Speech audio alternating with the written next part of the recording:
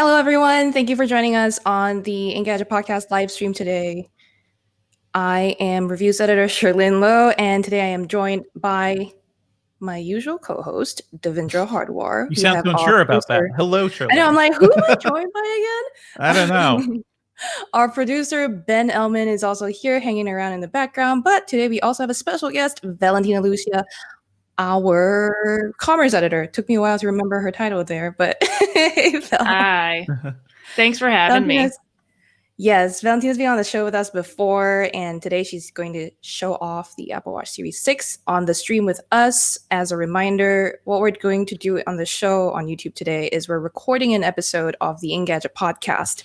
So you'll see all of us do the recording into our mics, just audio only. And during those times, we can't really engage with the live YouTube chat in directly, immediately, but we will have breaks. We will have segment pauses during which we can talk to you guys, and just keep the questions coming because we will look at them in a little bit.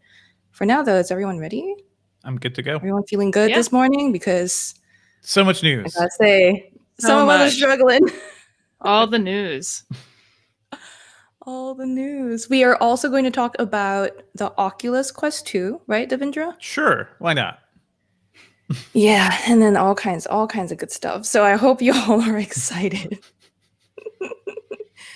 Are we ready to start, or should we wait a little bit to get to let the people on the YouTube stream catch up? That's fine. Just go ahead. Just go ahead. That was our plan. Yeah. All right. Let's do this. Ready to start. Let me just make sure I have the intro stuff that I need open. Mm-hmm. Ben, anything on your end? Disembodied voice of the producer says, no, I think I'm all ready. So, yeah, have my notebook open. You guys can proceed when you're ready. All right, fantastic. We already started recording on our streams, so we're good. All right. I am ready to take this intro whenever, so let me know. It's your call. You're leading. I know. I'm waiting for the video people to be ready as well. Mm-hmm. All right, perfect. Let's do this. I'm just going to count myself down in 3, 2, 1. What's up, everyone? Thank you. Oh my gosh, I started that too early. My brain. Take it again. Hello, when you're everyone, ready. And my God, Devindra. All right, everyone, ready that again? Was me. Yeah, that was my fault. I'm sorry. Oh no! Just go. Okay, just go. We're struggling. The struggle bus. 3, 2, 1. Hello, everyone, and welcome to the Engadget podcast. I'm reviews editor Sherlyn Lowe. I'm senior editor Devindra Hardwar. And today we're going to talk all about what else but Apple. I mean, Apple had its event on, I think it was Tuesday. Time is a mystery. And also we're going to dive into Devindra's review of the Oculus Quest 2 and cover some of the interesting news that came out this week. We had LG demo this new concept thing called the Wing, which looks wild as balls. And Google announced an event for the Pixel 5, which I think some people are really hype about. So we'll get into all of that in this episode. We are also joined by our commerce editor, Valentina Palladino. Hey, Val. Hi, guys. Thanks for having me.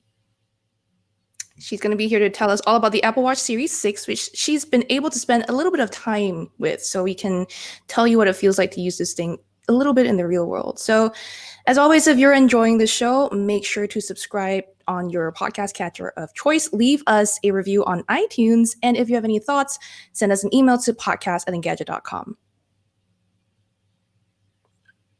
And join us. Oh, and I need to do the check us out live thing. Okay. Yep. Okay. Also, on Thursday mornings, we record this show live on the Engadget YouTube channel. So if you want to talk directly to us, fire us some questions and get them answered live, you can also head over there where we record Thursdays at 10 a.m. Eastern. All right. Should we dive into Apple? Yeah. Or do you want to take a line again? No. I think we can dive straight into Apple.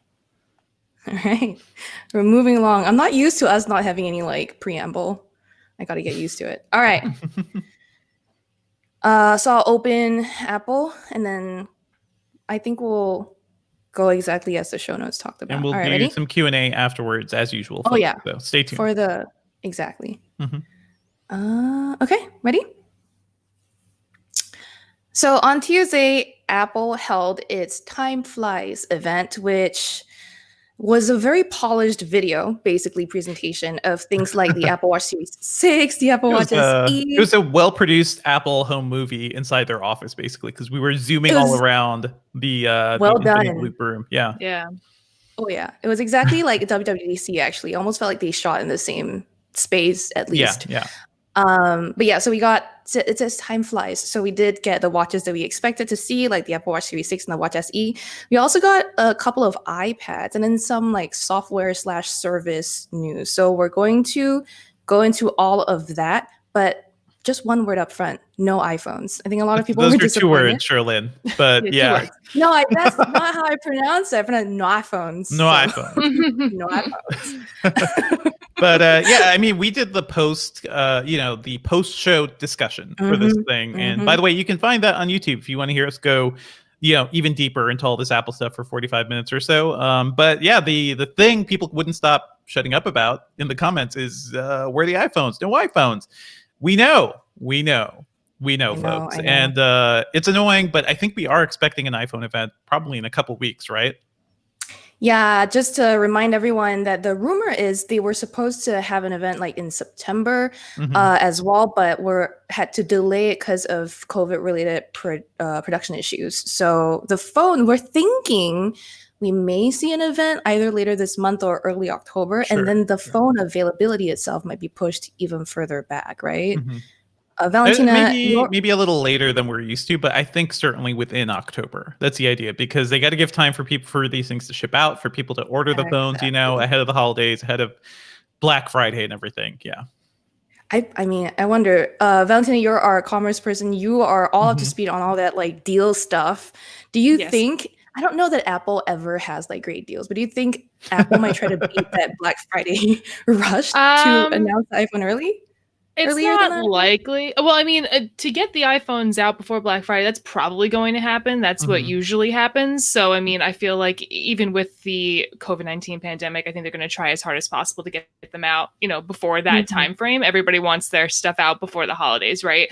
I think that's probably like likely. But in terms of like deals and stuff on them, I mean, I highly doubt it. Highly doubt it. I mean, honestly, probably the best deal I think is still going on right now is the education pricing. So if you're a student or an educator, like you can usually get some amount off if you buy a new Apple product. Will that apply like come October, November? Probably. I'm not sure. I'm actually not sure if that's a running deal.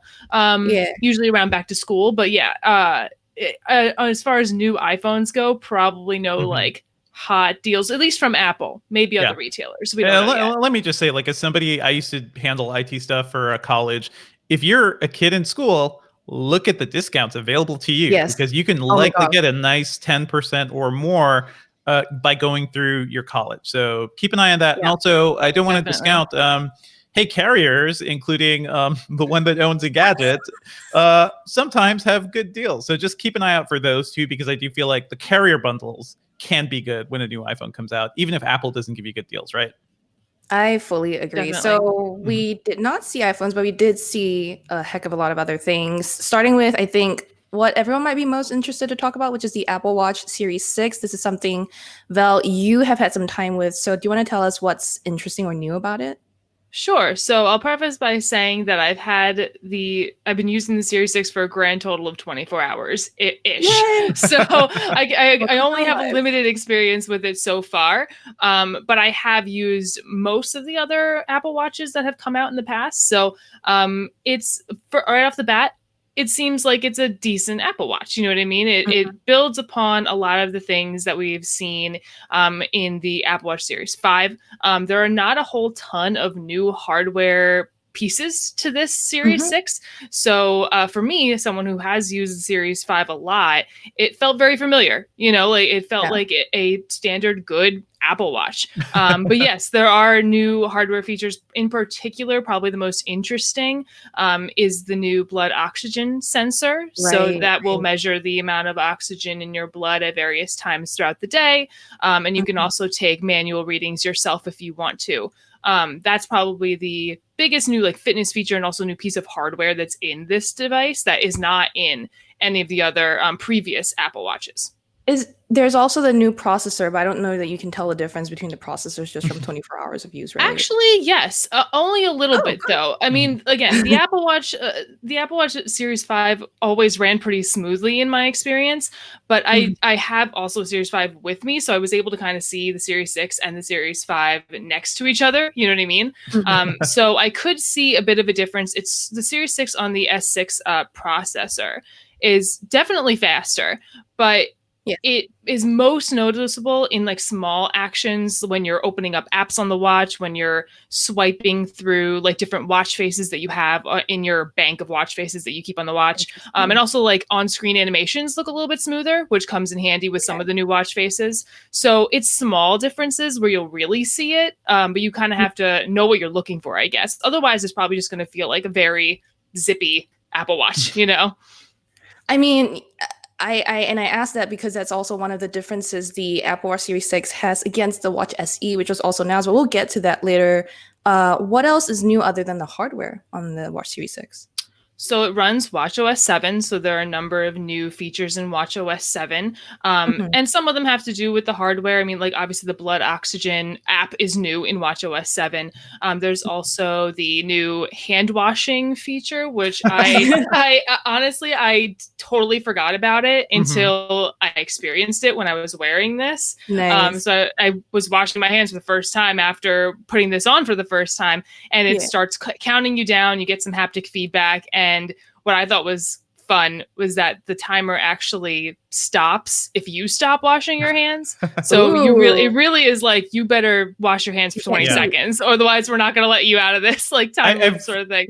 I've read that it doesn't see like reverse, like if you're washing the back of your hands or something. Have you noticed like any weird orientation things that didn't catch? Not yet. And I try to do like what either the CDC or the World Health Organization tells you to do, like, you know, the kind of like, you know, like all over your hands type of a thing. And I didn't really see any weird pauses that I wasn't trying to create. Like I did stop washing my hands to see like if it actually would stop, and it did. But yeah, it recognizes that you're washing your hands by motion and the sound of running water. And that's actually been pretty accurate in my experience so far. But yeah, there are in watchOS 7, there are also new, which I think everyone's always really excited to see. I've been using the Memoji watch face as of late, which I really like. I have a little, I have a little ghost emoji on my watch all the time, feeling very like in the spirit of Halloween coming up, you know? Love Halloween. So yeah. And then also in the Series 6 that has an always on altimeter. Part of watchOS 7 is that it will calculate in real time your elevation change when you're out for a hike or some sort of like other outdoor workout. So that's another feature of watchOS 7. That's useful. I was gonna say, do we think that's useful? Devindra and I were talking about that on the post show. I don't know. It just seems like, hey, Apple, I went up, 10 steps or something, and it can keep track of that. But Valentina, you're more outdoorsy. How useful would you find that? I think it would be pretty useful if you are like someone who hikes a lot. I mean, I know a lot of people like that. And unfortunately, where I live right now is pretty flat. Like you have to like really try to go somewhere to actually take a hike. But I would definitely use it and be interesting to see. And also, I think it kind of goes hand in hand with the blood oxygen sensor, because the amount of oxygen in your blood can vary based on health issues that you might be having, but also on elevation. So it kind of goes hand in hand with that, even if the sensors aren't necessarily talking to each other. It just seems like the altimeter kind of is like a complement to the blood oxygen sensor. Gotcha. So this all sounds really cool. I guess question for people with the Apple Watch Series 4, really a question for me, I guess. I don't know if you have a Series 5, I don't know if it's worth upgrading just to this, but from the Series 4, which is where we got the really nice the edge-to-edge screen, the big redesign. Like, do you think there's enough of a reason for Apple Series 4, Watch Series 4 users to jump up to this? Because it's blood oxygen, it's a couple more sensors, it's faster, right? So that seems useful.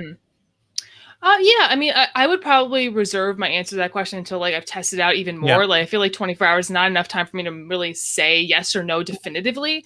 But I do think that the performance boost will be noticeable coming from a Series 4. And having the always on capabilities of the Series 6 on the display is really nice. I miss that. And that's a really nice feature. And also the new processor in the Series 6 is a little bit more power efficient, so it'll actually allows the screen to be a little bit brighter when your wrist is turned down. So you actually don't really have to like actually lift up your wrist all the time to see things on the screen. It's a little bit easier, and also easier to see like outdoors and sunlight and stuff. So in terms of ease of use, that might be really useful to some people. So yeah, I'm not sure if I would say definitively yes yet, but I will definitely thinking about that kind of comparison. I have one, like you mentioned always on display. I have one like quick question before we like go into the Apple Watch SE, because I think we're just headed there. This watch starts at $399. So one of the big differences that at the 279 Apple Watch SE is that always on display too, right? Because I think the SE doesn't have an always on display. Then so between the always on display and the S6 processor, are you seeing any like battery differences on the Series 6 compared to say the Series 5? Just from 24 hours. So yes. I mean, so the general consensus is that the actual battery life estimate is pretty much the same from the Series 5 to the Series 6. You should get at least 18 hours on a single charge, full day worth of use, depending on how you use it. What the new processor with the power efficiency improvements is able to do is actually allow you to charge the device faster, which I have tested and I have seen is actually pretty useful. So it seems like what Apple was trying to do here is to make it easier for people to use the sleep tracking tool, which is a new feature in watchOS 7. So in order to do that, it's pretty useful to charge up your watch for half hour, an hour before going to bed, just so you have a little bit more juice to get you through the night. So in my experience, last night, I put my Series 6 on the charger that it came with for about a half an hour. And I saw an increase of 25% battery life in that half an hour, which is pretty useful. Yes. I mean, it was not at 0 when I put it on there. It was probably around 50%-ish. So yeah, but it was certainly enough to get me through the night. That was what I was going to say, is that I went to bed with it, I slept with it, used the sleep tracking feature in watchOS 7, which we can talk about if you want. And I went to bed and the watch had, I want to say, around 82% battery life. And when I woke up, it had about 62% battery life. So I understand, like, I actually was thinking it was going to be much less, but considering it's on sleep mode, Apple has probably done some software, algorithm type stuff to make sure that it's running most power efficient on sleep mode. And also you're not doing anything with the watch. Like the screen pretty much stays dark. I was never woken up by it like I have been with other wearables. And you don't get notifications. Like it's not really doing a lot of things visually that would kind of drain the battery. So 20%, like that's pretty good in my opinion. Again, we'll see if it changes as I use sleep mode more, but the first night it kind of lost 20% battery just in one night. Did you use the gentle wake up feature with the alarm and everything? Because I feel like that could be nice too. I did not. I did not this time. That's one thing I didn't set, but I definitely have to try that. Yeah. And I think that'll work with older ones too. So that's the thing. I do miss, like, I remember the first batch of wearables from like your Jawbone, which I keep bringing up, and Fitbit and everything. They did this thing where like it would find the spot in your circadian rhythms, the spot in your sleep cycle where it's best for you to like just gently wake up so you don't feel tired. And I feel like we lost a lot of that functionality with a lot of new devices. So I'd love to have that back. Yeah. I think a lot of devices like nowadays say they're able to do something like that, but they don't actually do it. Well, we'll see. I am intrigued by, though, I think the Watch Series 6 is like going to be one of the most powerful and the best smartwatches we've seen on the market. But I'm more interested in what like Apple also announced, which is the Watch SE. It's that $279 more affordable smartwatch. A whole new model, right? Because they've never really done this before. It was they would make the older one cheaper, and that was the plan before, right? I mean, and the Watch Series 3 is still going to be available for $199, but the Watch SE is, to me, not the cheapest, right? Obviously, $199 is slightly cheaper, but it's a good price, I guess, for an Apple Watch anyway, using a very relatively new processor, the S5, which is from the Series 5. It's got a lot of the new designs. I don't know, Valentina, do you have any early thoughts on that? I know we have a hands-on from Chris Velasco on the site if you want to check it out, both those listening and watching. But Valentina, what do you think? Yeah, so I have not actually used the Watch SE. I only have tested out the Series 6. But just looking at the spec sheet, I think it is a good like middle of the road option if you're looking at just an Apple Watch. Clearly, and I feel like Apple has done this in the past, at least for a year, where when they come out with a new watch model, they try to consolidate the lineup so they don't confuse people with a lot of devices, particularly being sold from Apple. So when the Series 5 came out, I believe immediately after that, the Series 4 was basically gone. Like they just weren't, they weren't dealing with it anymore. So for the SE, it's kind of that middle of the road. I mean, it's kind of a hodgepodge. Chris Velasco kind of said it in his Watch Hands On, where it's like a Franken-watch kind of thing.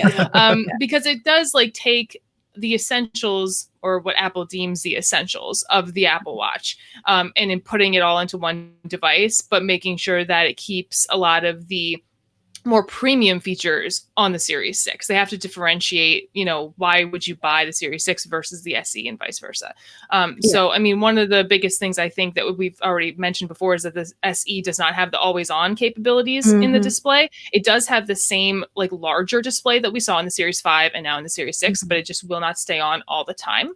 It also does not have ECG capabilities. So that's something that, people have to take into account if they're really interested in having that functionality. I do think that is more pertinent to certain types of people who are really interested in keeping track of their heart health.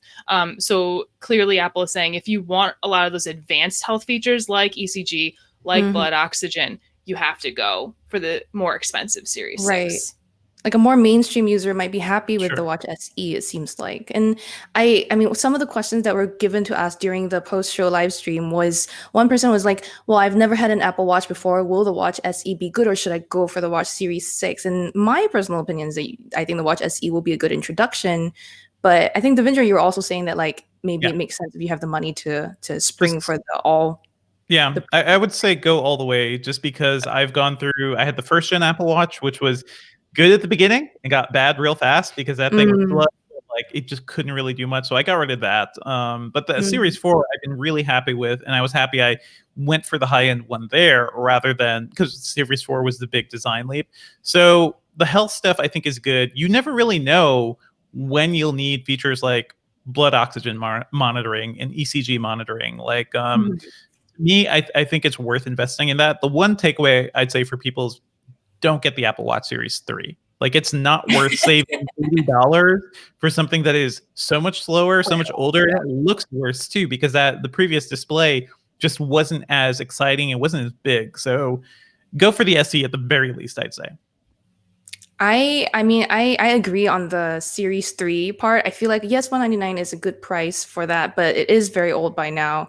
And I don't know if it'll even like come running watchOS 7. Yeah. It's not going to last very long. Like I would not give that watch 2 years, Yeah, I mean, I'm not sure if new one shipping will ship with watchOS 7, but it's supported. Like watchOS 7 is supported on the Series 3, to my knowledge, because why would Apple keep it around? So yeah, I mean, I would also agree with what Devindra is saying. Like the Series 3, you can also probably get other wearables that do similar things to the Series 3 that cost less. Really, the Series 3 is best if you are like into Apple and that's what you want. But yes, SE probably at minimum. But I do agree with Devindra in that, if you have the money to spend, Series 6 is probably where to go. But if you really just want, if you're new to wearables, I think, like if you never had a wearable, and you really just want something to track your runs and, track all day activity and all that kind of stuff. Like first and foremost, there are things that can do that are cheaper than the SE. But But if you want, an Apple Watch and you're really not sure, or you just don't want to pay like the extra money for the Series 6, like the SE, it seems like they're targeting those people with the SE.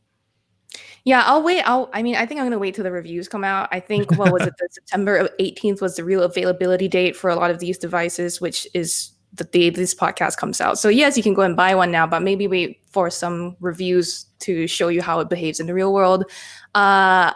I think I was very interested to see also that, and this makes me laugh a little bit, but Apple announced this thing called Fitness Plus.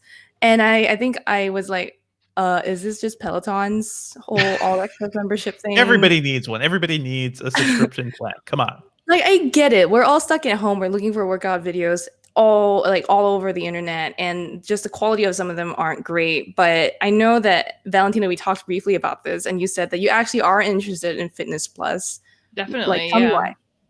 I'm interested in it because, well, first of all, Apple knows how to make a good video, like a good promo video. Okay, but I am interested in it personally because, as we get into the winter months, like I do a mix, like personally myself, of outdoor workouts and indoor workouts right now. I still have a gym membership, but because of the COVID-19 pandemic, I really don't see myself going back to the gym like for a while still.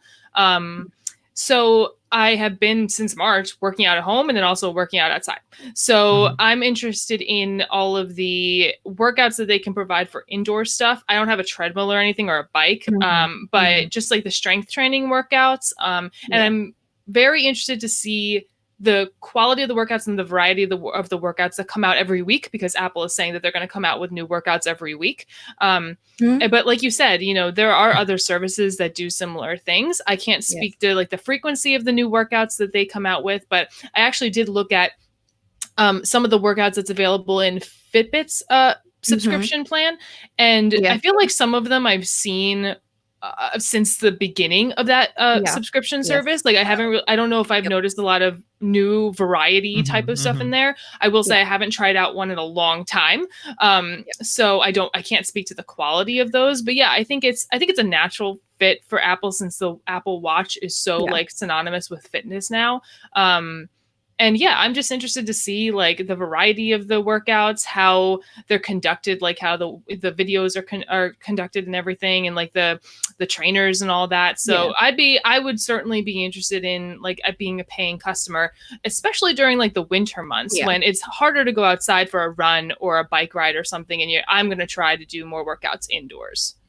I know a little bit about like the market, just because I've been indoor working out the whole time. I haven't really gone outside to work out very much. And what I use are a mix of ClassPass, which has their own videos, which are great quality, very short though, like 30 minutes at the maximum length.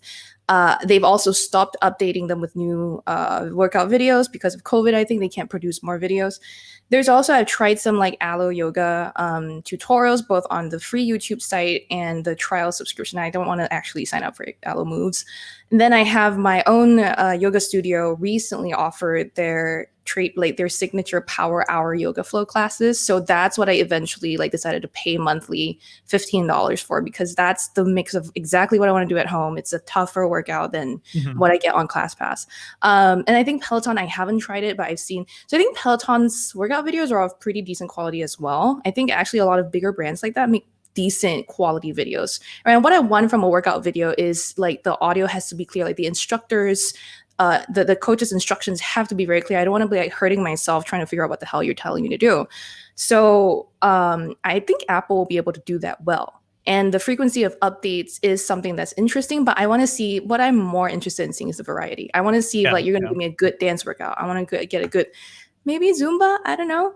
We'll see. They have a lot of good music on Apple. I mean, you brought up an interesting thing too, Sherlyn, where you're paying your local, yoga studio to do this. So pay my local people. All this, the Apple stuff is great. And I think all these things are great for people who are just really reluctant to start doing things, because, hey, I'm that person too. Working out is like a big effort for me. But if you do end up liking this and you do want to like support local businesses, because everything is kind of screwed up right now, like, hey, that is much more useful than, the Fitness Plus subscription will ever be. Yeah. And then for those who don't want to pay money, there's always, of course, the free options still. You can, of course, still go to Instagram Live. You can still follow these instructors on Instagram, and they post a lot of like instructions or tutorials and guides there. But the Apple Plus thing seems like it doesn't only just give you videos, right? It also connects with the new Apple Watches to show you some data. Yes. From what I understand, when you start a Fitness Plus workout, it will also start on your watch if you're wearing one. And if I understood it correctly, that when the instructor calls out, like, oh, look at your heart rate, like check where it is, like it'll actually be able to show you, like your watch will like enlarge that piece of data so you can see it more clearly. And I think it will also be shown on the screen like wherever you're watching it, like on your iPad or on your Apple TV, wherever you might be watching it. So that's really interesting. And also if you pause the workout on your iPad or wherever you're watching it, it will also pause on your watch, which I think is cool. Yeah. So I feel like Apple will really excel with that integration, you know, which that's one of the stories of Apple, right? Like if you have Apple products, they work very well together. So now if you have Apple services, they will work very well with Apple products, you know? Is it only on, sorry, one quick last question about Fitness Plus working on Apple devices. Is it only on Apple TVs and iPads and things, or can I use it on like a Chromecast? Do we know yet? I don't know. I would probably say not yet to Chromecast. No. Yeah, because they don't really support Chromecasting for anything just yet. Although it would be interesting to see how this works with like the Apple TV apps that are built into some TVs now, because I could see the whole iTunes library and some cool Apple-y stuff. So that would be interesting. My thing is, I'm just wondering, like, I want more companies to go at Peloton, because as much as nice as those machines seem, as great as their services seem, it's so expensive. It's so expensive. And there are so many other devices out there that can do similar things to Peloton at a much cheaper price. So I'm glad Apple's at least doing that much, because this could be useful for a lot of people. I mean, to Valentina's point, she mentioned Fitbit has the premium service that I've also tried, by the way, lately. And Fitbit's like workout guides are great on the watch itself, but they're the same three since the Fitbit, I want to say Ionic, the on-screen tutorial. They're like 7-minute abs and 10-minute workout or warm up, and I'm just like, okay, I need more than just these three. But you get those more in the Fitbit Premium, but it's still fairly basic, it looks like, and it's more like, almost feels more like stop motion sometimes than a real video. But anyway, there's also so let's talk about pricing a little bit. Fitness Plus is what, $9.99 a month or $79 a year, and so you get 3 months free if you buy a watch, a new watch, and then the Peloton is $12.99 a month without a machine. Otherwise, it's like what, $39.99 a month. And then the Fitbit Premium is also $9.99 a month. So Apple's not like undercutting Fitbit, but they are beating Peloton, I think, on price. Yeah. And by the way, this is all part of the whole crazy new Apple One subscription thing that they announced, which is, let's just break this down real quick, because Apple One is their new bundled base subscription. For $15 a month, you get Apple Arcade, Music, Apple TV Plus, and iCloud, 50 gigabytes of that. You could bump up to a family plan for $20 a month, but it is the higher tier, the premier tier, I guess, which includes Fitness Plus and News Plus for $30 a month. So it's interesting to see where Apple is going, because they have all these services. They used to be really bad at services in general, but now they have enough that they can offer bundles and offer significant discounts for Apple customers who are already investing in some of these. Like, I pay for Apple TV Plus. Actually, I don't know. I don't think the year is up from the free year I got last year. Yeah, but I have Apple Music through, I think, cell phone service or something. But it is nice to have. Yeah. It's nice to have a lot of these things bundled together, even though it gets so expensive. When you look at it, if your whole family is on iOS devices or Apple devices and you pay this one fee for everybody, then it starts to be really useful. But then it really locks you in to Apple, because then definitely your kids and your family and I don't know, your parents, if they're on your plans, like no one's getting an Android phone. Everyone is within this ecosystem. It's convenient, but this is the trap. We're seeing Microsoft kind of doing the same thing with Xbox. It's super convenient, but there's going to be a downside down the line as you start to try to leave the ecosystem, right? Well, speaking of that ecosystem, there are 2 more products, physical or hardware products, anyway, that Apple launched this week, the iPad 8th generation and the iPad Air. And we have hands-on up already with the iPad 8th generation, which is basically an update to their base model iPad, right? Their cheapest iPad model. We talked briefly about this on also the post show, and I think first, from the hands-on impression, it's a very basic slate, but with some useful updates, right? But I think a big criticism of it online anyway is that it starts with 32 gigs of storage at the base level, which is what they've been doing for years. It just seems feels like a not crime right now. Yeah. Feels like a crime. Do I you mean, iPads? Do I what? Sorry, do you use iPads? Oh yeah, I mean, I don't have the base iPad. I actually invested a little while ago in the 11-inch iPad Pro because I do a lot of like digital art stuff, and I wanted that second generation Apple Pencil. But I feel like the main thing about the base iPad is the value, right? I mean, yes, for us, I know people like us who are really into tech will see 32 gigabytes as, just like you said, criminal. Right. But there are some people where that will be enough for them, I think. They're like, I have family members who that would absolutely be enough for them, like especially on an iPad where you're not necessarily taking a lot of photos or storing a lot of photos. Right. You're really using it as a entertainment consumption device or a web browser. You know, like it just depends on how you're using it.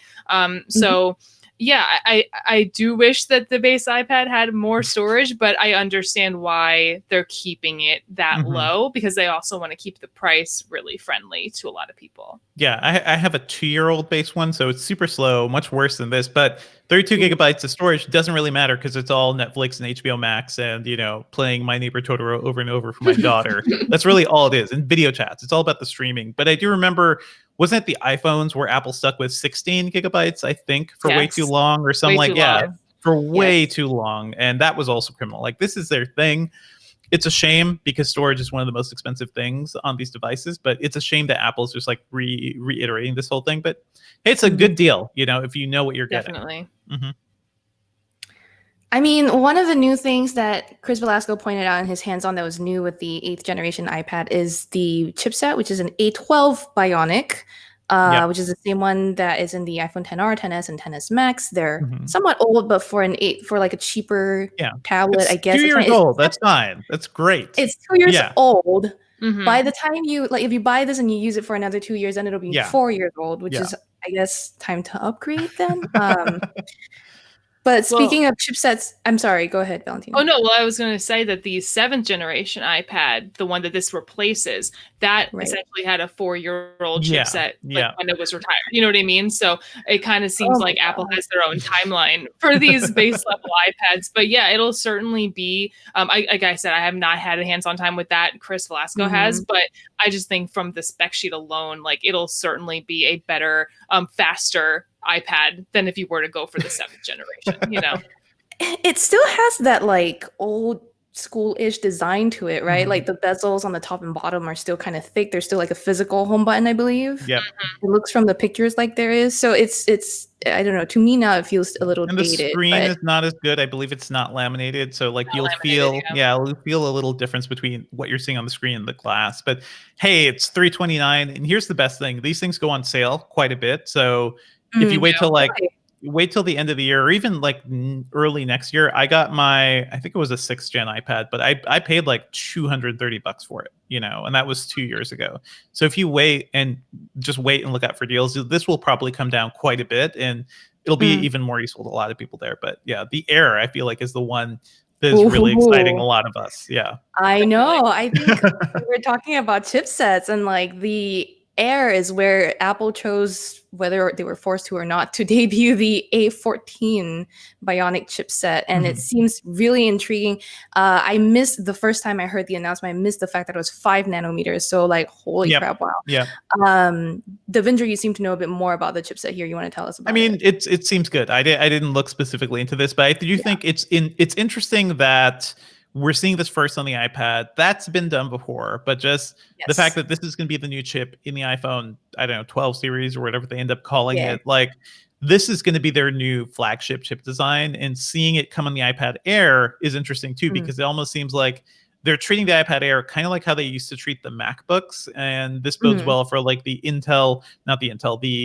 Apple chip powered Macs coming next year. We don't know how powerful this chip is, but could be really good. And just everything, it's not just this, everything we're seeing on the iPad Air, even though it's $100 more than it was last year, just seems super compelling. It looks really nice. The build and the colors it seem good.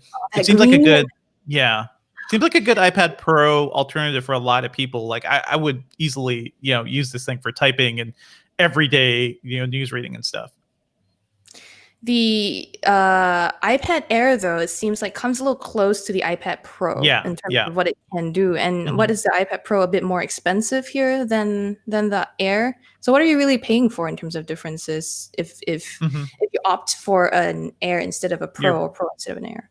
I mean, Valentina, I know you have your experience with the Pro, but it's really that faster refresh rate that you get with the Pro screens. Like that is where all screens are going. It's very nice. It's so smooth, and still faster hardware too, I believe, and more storage and some nicer accessories. Like it's a little more premium, There's also the actually, I'm not sure if this is on the Air, correct me if I'm wrong, but the updated camera that's on the Pro that has all the new AR capabilities and stuff. They said it was the same sensor, but I don't know if everything came over. Gotcha. So that's one thing that the Pro has right now. But I mean, it's really that screen though. The refresh rate on the screen is really nice, especially if you're like a creative or something, or just really want like the best screen possible. I feel like that's a real advantage of the Pros. Are you guys excited about either iPad? Like, I'm excited about the Air, but I'm not gonna pay that much for. That's kind of the money I'd reserve for a laptop. So it's like we're getting to that point where I always thought of tablets as like these sub $500 machines where they're nice secondary devices, but maybe not a primary. And I think the Air is getting there, especially with like the keyboard stand and everything. Although once you start adding those things in and the Pencil 2 and everything, once you add those in, it gets expensive. You add in more storage, you add in all the accessories.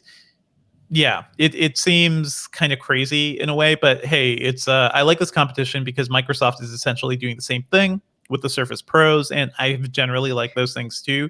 This will be a far better tablet than a Surface Pro. So I mean, Samsung's also, right, with the Galaxy Tab S7 Plus that just announced, has that high refresh rate screen, has that really beefy processor, and some of these like pen capabilities that are a little bit different from the Apple Pencil, but are still pretty good.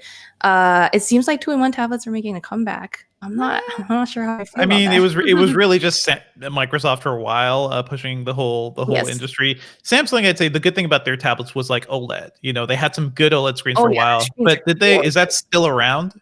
Yes. With their new tablets? The S7 Plus is AMOLED, and the S7 is LCD. We'll see soon enough what these are like.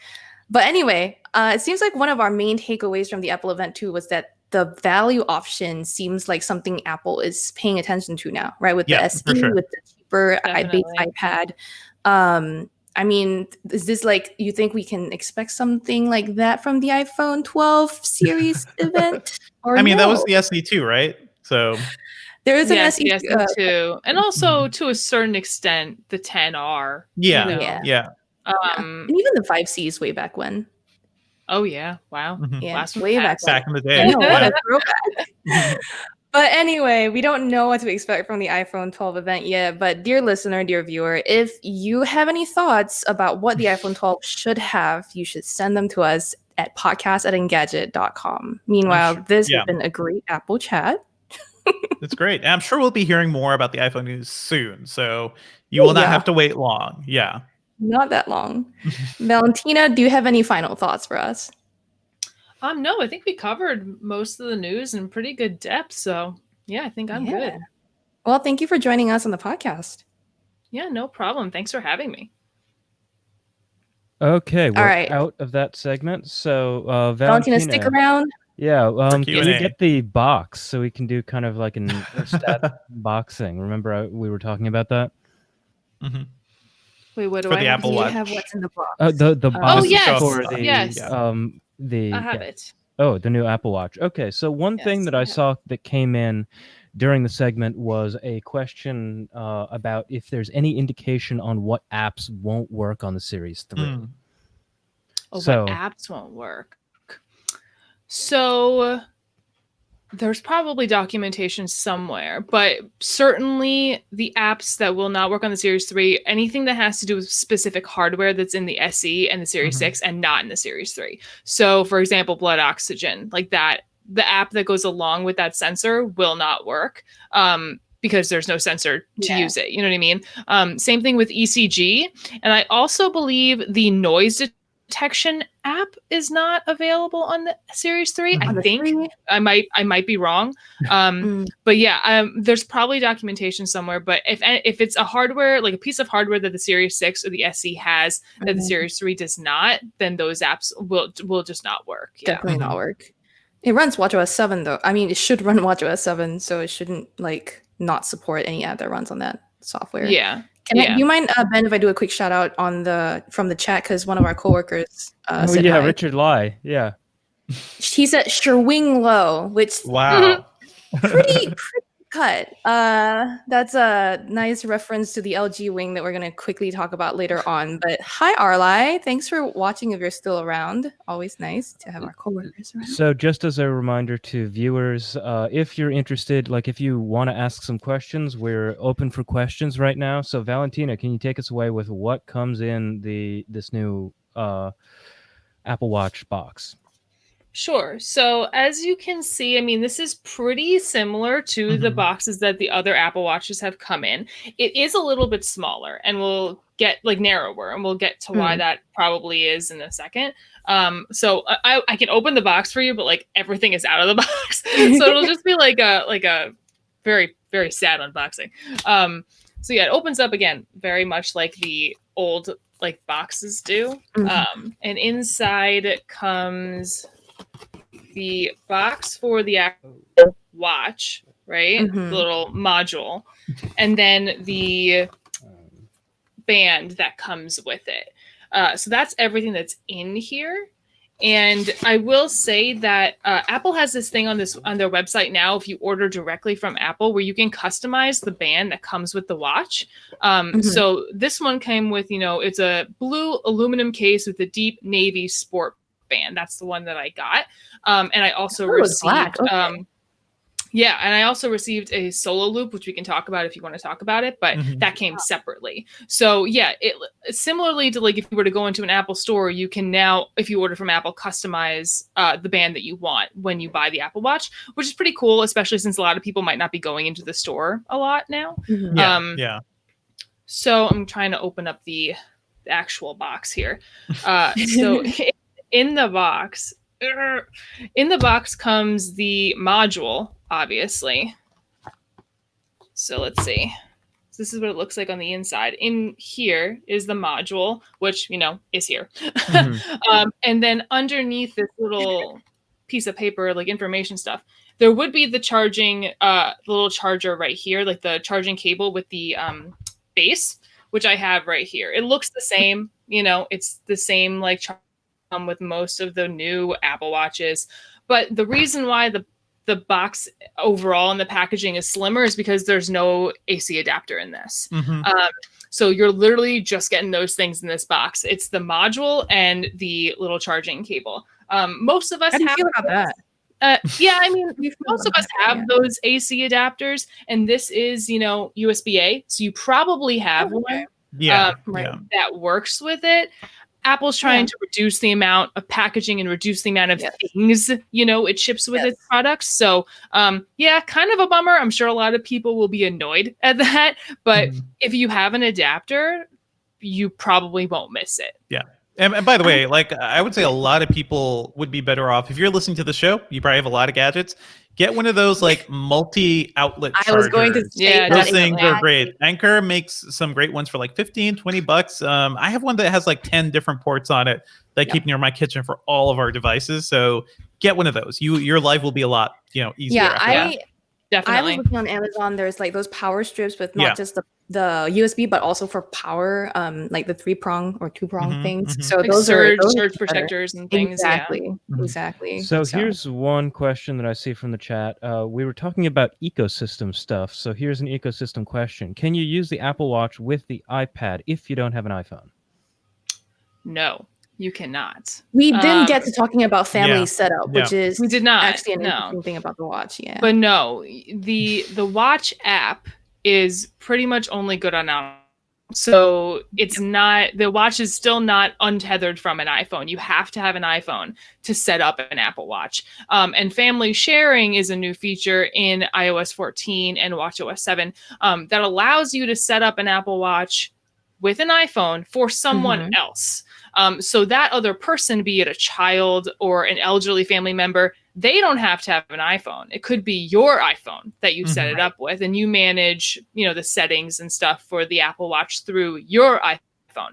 But that person wearing the watch doesn't have to have their own iPhone. So you still need one, but you don't actually always it doesn't have to, you don't have to have one iPhone per watch. You know what I mean? Like you could have a couple of watches tethered to one iPhone. The thing about family sharing that I don't get, by the way, just want to say, like, if you have an Apple Watch that doesn't have built-in cellular, you're getting data through the phone. How are those other devices getting data? I'm not sure. And I was going to say, what are the features missing if you're on one of these devices that's not directly linked to a phone or its own phone? Like, what do you not get? You don't get message alerts. I hope not. Probably not. I haven't. I mean, obviously, I don't have any family members in my household that I would set it up with, so I don't know. But I am. That's definitely going to take some more testing and like seeing the limitations, and also seeing like what type of things you want to customize, like what, be it for a child or like for an elderly family member. Like I feel like there are going to be way more restrictions for a child than you would have for an elderly family member. So I'm not entirely sure. I don't think that we've really seen that fleshed out anywhere yet. I've seen some people describe this as a leash, sort of, which may or may not be true. I'm that's interested. The entire Apple ecosystem, like that's the leash. Yeah. I would be interested to see also, can I use this kind of like, can I set it up first on an iPhone and then have these devices go overseas to my parents in Singapore so that I'm like, here, I've done all the setup, just wear it, and then like have them. I don't think it'll work that way. Probably not. You never want to be tech support, folks. Get up in the morning and make sure their hearts are still beating. I mean, sure, if I were a good daughter, yes. Mostly just so that I don't have to like do the tech setup over the phone with them. You know what I mean? That's and I think that for people living in the US but in different states from their parents, that'll be helpful for sure. So another question is, there was a general question about the value proposition of the Series 6 versus the SE, and we can reiterate that. But then there's also a question of like, is the build different? Like my first iPhone actually was a 5C. So that was like plastic versus metal construction. So is there anything different? Have you seen anything in Velasco's reviews about what makes the Apple Watch SE SE? So to clarify again, we haven't really like fully reviewed this thing. It's more like we have had some hands-on time with it. I mean, I can tell you. I can tell you a little bit about you can tell us just in terms of what's available to you, because the Series 6 and the SE, like we've said before, they have the same size of a screen. They also come in the same sizes, the 40 millimeter and 44 millimeter.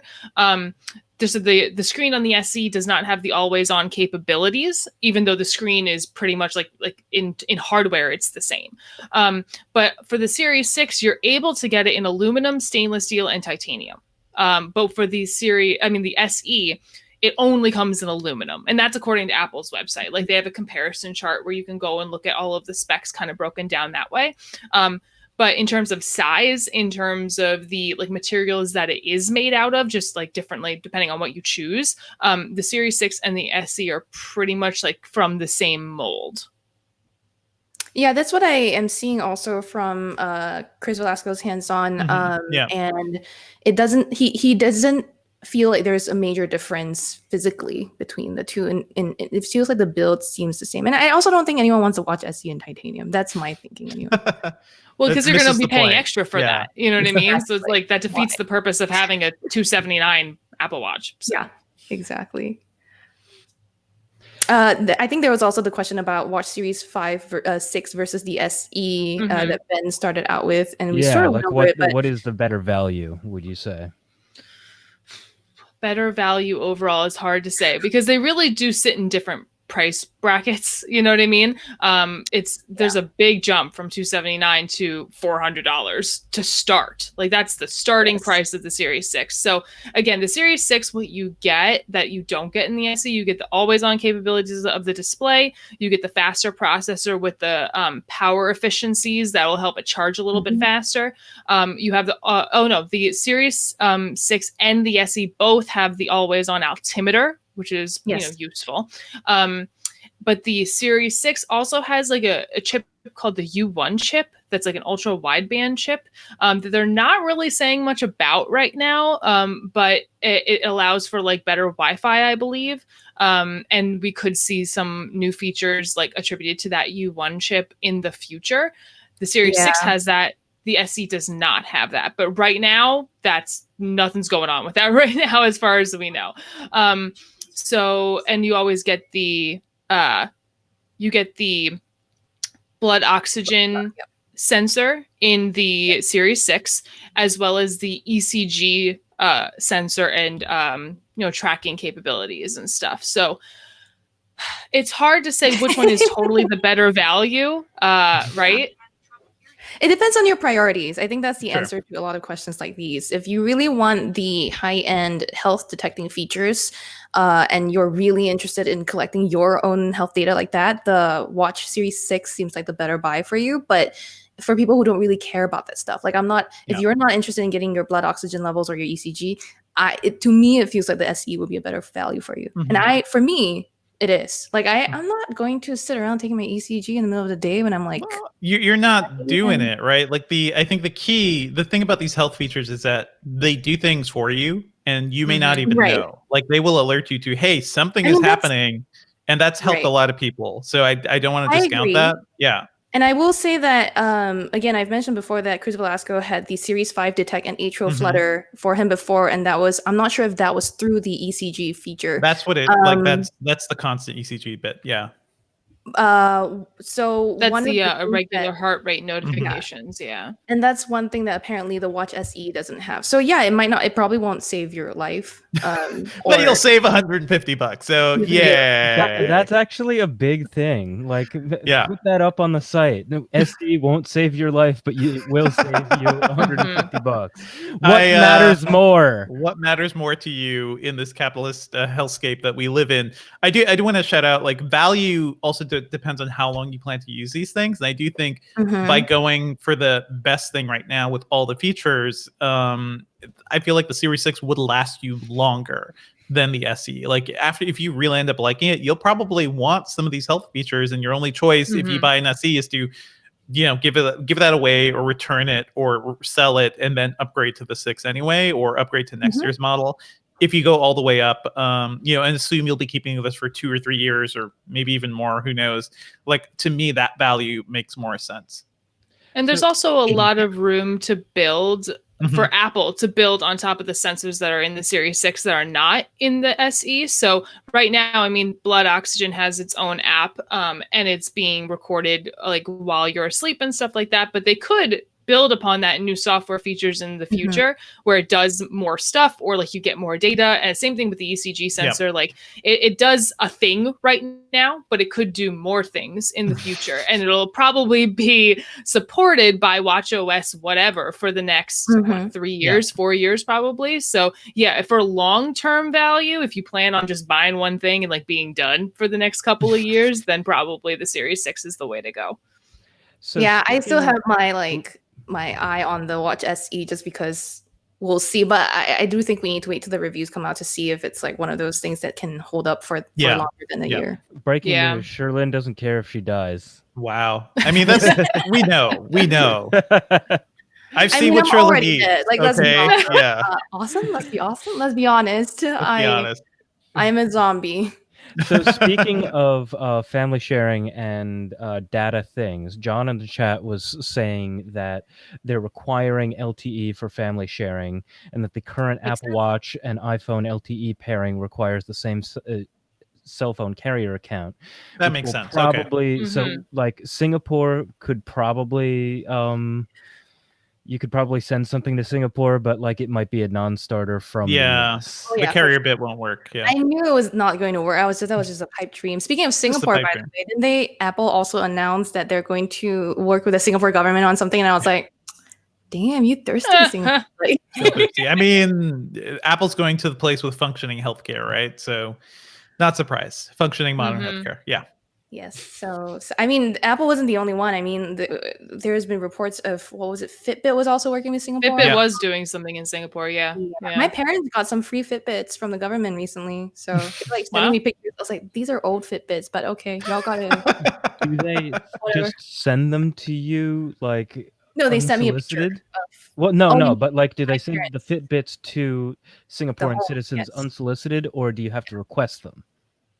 I'm pretty sure my parents are not savvy enough to request them. Yeah. I think the whole idea with these partnerships, right, is to make things broadly accessible too. So it's like you just want everybody to have them. It doesn't matter if they're a little old because the tracking makes the society healthier. Let's put it this way. The government has sent me stuff like masks during COVID-19 to my home where I'm not even to for me. Like La-di-da, Sherlyn, a functioning government. Oh, aren't you fancy? We each citizen got like a mask and sanitizer package sent to their home. It was great. Wow. We didn't have to buy our own. Yeah. Okay, I think that might be it for the Series 6 Q&A.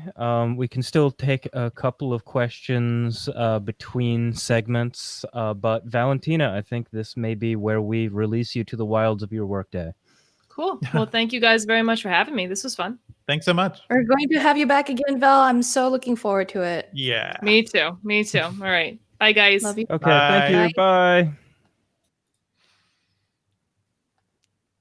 All right. Okay, right then. Let's move to Oculus. Straight into Oculus. Okay. Dev, you're gonna take this in the next segment. I'm just gonna come back. I'm gonna come back to be more involved.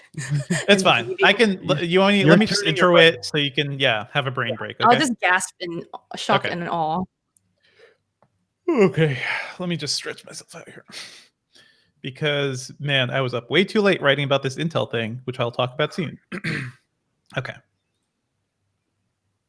folks, let's move on to some other news happening this week. The Oculus Connect, Facebook Connect event happened this week where they announced the Oculus Quest 2, which I already reviewed, so go check that out. And this thing is pretty great. I think it's a improvement over the original Quest in pretty much every way. It is $299. It has sharper displays that are close to 2K per eye. It has kind of a revamped head strap system, which I think is technically cheaper, but actually for me, and it is more flexible. It's almost like elastic-like. It is, I would say, overall more consumer friendly. The controllers are better. It has like a slightly light gray coloring too, so it's vaguely Apple-esque rather than like the stealth black from before, which I always associate with like PC gamer stuff. It is a really good headset, and it's shocking that this thing is $299 for mobile VR. For untethered VR, not hooking up to a phone, not hooking up to a PC. It is fantastic. Like, there are just so many apps now. There are a lot of great games. I do feel like you still give up a little in terms of graphics fidelity for mobile VR, because I was playing Moss, which is the game with the cute little mouse with the sword. No, it's just a mouse. Yeah, it is a mouse. But sorry, Sherlyn, I gotta gift you this game because Sherlyn has a mouse phobia, so I just really want to get it in there. But I love Moss, and playing it on the mobile mode, I just realized, man, I'm losing a lot of graphical fidelity here. I don't have as the forest doesn't look as lush. The environment just doesn't look as good. But then I plugged the Oculus Quest 2 into my gaming PC with a USB-C cable, and I was able to play Moss, with full desktop graphics. And that is the beauty of this device, because late last year, Facebook announced Oculus Link, which is a feature that lets you connect the headset to your PC over a really fast cable. And essentially, you're going to be viewing a video stream of the VR stuff being rendered from your PC. So it kind of convoluted, but the idea is you can use the standalone headset as a PC VR headset. Now it's $299, and it can do both things, and that is astounding to me. So I'm really excited by this. I do feel like it is going to be like the big mass VR device that we've kind of been waiting for. Facebook says that they're going to make a bigger push for it too. They're actually going to be able to build more of these things too. I don't know if that's going to be like a something with their factory. But the problem with the first Quest is that they just couldn't build enough. It was always out of stock. People really had trouble getting it. So they're going to be building more. They're making a bigger push into Japan, which is a good sign for gamers because that is, the holy land of gaming. So they're having Japanese developers involved. Tetsuya Mizuguchi, I think he was even talking at Facebook Connect, but Res Infinite is there. Space Channel 5 is going to be in there as well. Like, there's just so much going on. It is a really good value, and I think a really good step forward for VR. There are some potential downsides. This is the first device where Facebook is requiring a Facebook account to use it, which is it's annoying. But hey, guys, they bought Oculus. What was it, 4 years ago? When they bought Oculus, this is what was going to happen. So I understand the downsides for it, and I was really worried about what would happen to Oculus under Facebook 2. In general, it seems like Facebook has given them a lot of resources and pushed development in a lot of different ways. I do feel like one thing they're doing, because they're doubling down on the Quest 2 so much, is that they're essentially giving up on the Rift and the Rift S, which that thing launched last year alongside the first Quest. I kind of hated it because it was a stripped down, not very high quality desktop VR headset, and it was still $399, just like the Quest. By the time Facebook launched Oculus Link and this Quest could just do everything, the Rift S seemed pointless. So Facebook says by spring, they're going to stop selling the Rift S. They're doubling down on the Quest, which is, hey, it makes sense from a lot of different angles. And this thing can really compete with high-end PC VR headsets too. It actually has a higher resolution screen than even the Valve Index. And that thing costs, $1,000 with all the sensors and everything. So there is a lot of good hardware in here. I do worry that Facebook may be disconnecting a bit from the high-end PC VR hardware, but hey, this seems like a good balance. And this kit, I think, is really good. But yeah, any thoughts, Sherlyn, on this? I mean, you said that you're worrying that they're disconnecting from the high-end PC VR market. I think that that's a smart play. I think that it's not a big market. It's not the hugest market. And $299 is a good price to hit for like a more mainstream audience like me. I'm actually interested in buying this thing for myself. Because Beat Saber actually is a lot of fun. Oh my god! No! Do not buy this because I do have a feeling you will end up in a Black Mirror scenario where nobody has heard from you for a week, and then they have to break into your apartment, and they just find you playing, Angry Birds while laying down in a coma. Oh my god! Overcooked in VR. Overcooked in VR while you're laying down. This is the end of Sherlyn. Okay, just to reiterate, Sherlyn does not care if she dies. Therefore, VR. We can always recount the time I showed up to one of our reporter meetings with the whole team with a VR headset on my face. But no, I think that this price point is really good. I think that the quality improvements sound very promising. I wasn't aware that you could hook it up to a PC to like get the extra power. Yeah, Sherlyn, you have not read my stuff for the past year. Thank you. No, because I've been writing my stuff. Making stupid clear. But yeah, so by the way, Oculus Link is coming out of beta soon, I believe this month. So if you have the original Quest, you're going to get, that's still a good headset. You're going to get even better Link support. I do feel like the Quest is just such a good thing. It's a great VR entry point for people who don't have powerful PCs. But even if you do, it is the one headset that can do everything, and you don't have to set up any crazy sensors like you do for the Rift or for the Vive or even for the Index. There's just a lot to set up. I mean, you reviewed it. What are your thoughts on the battery life? I know it's not super important, but what are your thoughts on the battery life? It's important. I got like between 2 hours and 2.5 hours on a charge, which was a little less than what I was seeing on the first Quest, but this thing is doing a lot more. It has a faster processor. It is the first device with the Snapdragon XR2 chip. XR2, which is based on, I think, the 865, but it is fast. It's much faster than before. I think that's noticeable with everything you're doing. So this is just a great piece of hardware. For $299, you get 64 gigabytes of storage, which usable. These mobile VR games tend to be like maybe 1 or 2 gigabytes at most. So you're not going to fill that up super fast. But if you spend $100 more, get 256 gigabytes, which I think that is a good investment. That's going to last you a couple of years. These are good screens. This is a good device just for like laying down and vegging and watching Netflix. This is the like premier consumer VR device. I've been waiting for it for so long. There are certainly downsides, like the count thing I mentioned. I feel like most of the reviews have been super positive, but Ars Technica, Sam Moscovitz over there, had a really negative review. And I think it's really important to read that one too, because certain things about the fit, the way IPD works, which is kind of annoying because you have to physically move the sensors. There's no longer a dial underneath the actual unit. That's not great. It's kind of clunky. It's not like finely tuned IPD like it was before. There are only 3 settings. So that's not going to work as well for everybody. So I think those things could be annoying, but I like some of the changes. I think the head strap works like it's kind of annoying to put on for the first time, but it works well once you figure it out. The new controllers are better because they're bigger. And my problem with the last one was that they were a little too small, or they weren't super ergonomic. There was also nowhere to rest your thumb. And that's super important when VR.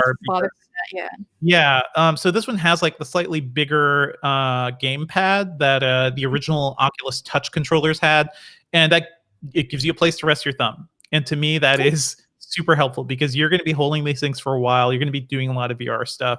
I played games like Beat Saber, but the big one, it's the gun game, the shooting game, Pistol Whip. Pistol Whip, which is the one that like is sort of like if John Wick met EDM, like it is very much a beat game while you're like going down and shooting people. So you're making music while doing like crazy action stuff. It's fun. I really like Super Hot. That's like my main thing. So overall takeaway, this is a really good headset. I think it's a good deal for a lot of people. And if you see, here's the thing, you may see some Quest units, I don't know, on sale, like the first one. Just wait for this one. I think it's a big enough upgrade that it is the one most people should be investing in. And so there's that. And Facebook Connect also, like they gave us a lot of different details too. Like Facebook talked about this thing they're doing called Project Aria, which is not Project Aura, which is Google's thing. That was Google's thing for like motion sensing and 3D mapping and stuff. Project Aria is Facebook's new research thing for AR glasses, and they showed off these prototype devices that will basically map the world. The sensors will be able to determine a lot of data. People will see things on these glasses too. Like it's going to be like Google Glass kind of ramped up all the way. They're actually going to be sending people out into the world, hundreds of workers who are going to be wearing Facebook shirts and these crazy glasses. And just to warn you that, hey, we are recording everything we see around you, which, hey, that seems suspect. Last year, when it was called Oculus Connect, Facebook talked about their plan to basically create a 3D map of the entire world. And our colleague, Jessica Condit, wrote a really great piece about living in Facebook's world. So go check that out. I believe the title is something like, if Facebook creates the VR world, we're all living in it. And it's about the downsides of that. That's a great piece. And I think it's a good setup for what's happening now, because these Project Aria headsets, they're not going to be released to people, but Facebook is starting to make this database of 3D maps. They said that they're going to be working with Ray-Ban, and I believe one other glasses manufacturer, to deliver a consumer AR headset by next year. So we'll see. This is happening again. It sounds very Black Mirror-like. Yeah, and this is like, here's the thing. If Oculus was still an independent company, I don't think they'd be able to explore all this cool, the cool new stuff. I don't know how much of the Facebook AR is related to Oculus. That is through Facebook Mixed Reality Labs, which is a whole separate organization. But these are all the things that are happening. I think it's really interesting, but I am worried about the move towards AR, because here's the thing. We can't trust Facebook with anything at all. No, that's what I was like I was going to say this makes me uncomfortable. I feel very weird about Facebook doing this. Just this leak alone, like this week alone, there was one leak from one of the Facebook safety workers, or the authenticity workers, I believe. But it was a former worker who wrote about how she felt she was basically had this crazy power over so much of the world because of the way she moderated Facebook disinformation and fake likes and fake accounts and things like that. This is a company that doesn't quite know how to handle the power that it really wields. So giving them AR, giving them a fully 3D map world, I'm worried about it. But for now, you can you could just live in VR and forget about a world, forget about the troubles of the world in VR. Once you get out of VR, we're going to all be in Facebook's AR world, and then the apocalypse will certainly happen. You want to just go straight into Sony? Well, I think we got like two. Yeah, there are a couple of questions. How dead is the Oculus Go is one question. I believe they killed that last year, so that is dead. Yeah. And here's a big question: can you play Half-Life on this new Quest? Yes, you can. Yeah. Oh, okay. You can play. So with Oculus Link, you can use it both for the stuff within Facebook or Oculus's game library. Like there's an Oculus app you have to install, but all these things also work with Steam VR. So if you're itching to play Half-Life Alyx, and go check out my review of that, we have a video of it on the site and everything. If you want to play Alyx, this is a great way to do it. Just remember, you will need a beefy computer. So just make sure you have a good video card, enough horsepower to really power that game. But yeah, Steam VR works. It's a little clunky. It's not like super smooth, but I do think a desperate PC gamer will do whatever it takes to play Half-Life Alyx, and I don't blame you. Did Half-Life Alyx come out this year? It did come out this year. Oh my god! It just that was as COVID was beginning, because the discussion was like, do I really want to be in a virtual reality game where there are quarantine zones and a pandemic that like wiped out a lot of society? That's what I did in March, I believe, March or April. I remember your review of it. Yes, it was on this show too. John Lukowski rightly points out that Project Aura, which you mentioned, was the phone blocks program. The Google one. Was the phone blocks for the modular phone one? Yes. Yeah. And like, modular phone, I remember that was a thing. There was another project that was 3D mapping, so I forget the name of that. I forget all the names, but there was a 3D mapping, 3D sensing. Yeah. I mean, not even Aria, but it was that like AR cameras on phones thing. Yeah. There is I think, question also about whether the Quest 2 will work with Steam. It sounds like if it works with desktop, it will work with Steam. I do feel like all that stuff is kind of hit or miss, because when all these things launched, Oculus did not want to play well with Steam VR, but I think after a certain point they realized, hey, this market is so small, there aren't many games available across any VR platform, so it doesn't really help to play exclusive favorites. Oculus is still doing that, because some games are exclusive just to Oculus, but you can go to Steam VR. That is the open gaming platform, basically. Right. I think we can go ahead with the next segment. Sure. We can go ahead. So the question is, do you want to put PlayStation 5 as part of working on and just do the LG No, I mean, I'm not even working on it. PlayStation 5 can be a quick one, yeah. Okay, I'm just going to do a quick one, and LG Wing can be quick. Like, I know, Sherlyn, you're very excited about this, but it's just ridiculous looking. Yeah. Okay. This segment can be two quick extra news, and then working on it. Yeah, we can just go into it without any segment breaks. But just a reminder for anyone that's watching, we will not be able to take questions while we're recording the podcast segment proper. I saw someone try to get her question through, or their question through, and like we're going to get to your questions during the segment. Ben may try to keep track, but it's tough. So yeah. And all right, do you want me to intro Sony, or do you want to do both of these? You should do it. You know it better than I do. Okay. Another big thing that happened this week is we had a Sony PlayStation 5 game stream event where everyone was sitting and waiting for more details about pricing, because Microsoft basically spilled all the beans last week. And we got it. So the PlayStation 5 is going to be $500, the proper PlayStation 5, just like the Xbox Series X, but the digital edition is going to be $400, which is interesting because that puts, that is really powerful hardware. That device is going to be, $100 cheaper than the Series X, and only $100 more than the Xbox Series S, which I talked about last week. I thought the Series, right? That's right. Yeah. Yeah. The Series S is $299, and that one is not going to do a lot of 4K gaming, but it can upscale things. That one is going to be more centered on people who don't care about the super, super high resolution stuff. To me, that is a great deal, but I think for a lot of gamers, $400 is going to be the sweet spot for getting the hardware that can do 4K rendering, that can play all the modern games and everything. You don't get a disc with the 400, like you don't get a disc drive with the $400 model. So you're living with digital downloads, which I don't know if I'd want to do that for Sony. Just because like I've been living the digital life mainly for Xbox and most of my systems, right? I don't buy discs that much.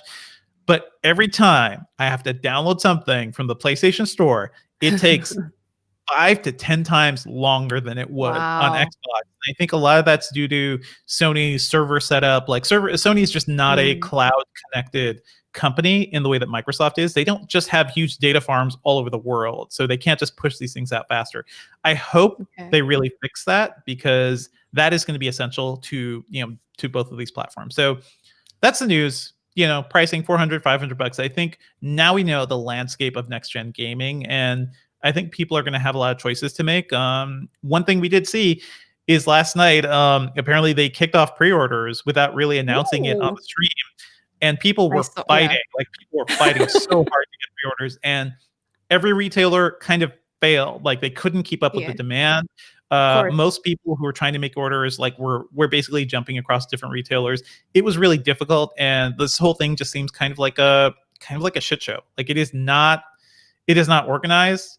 It doesn't feel great as a consumer to be fighting to. It's basically like survival of the nerdiest.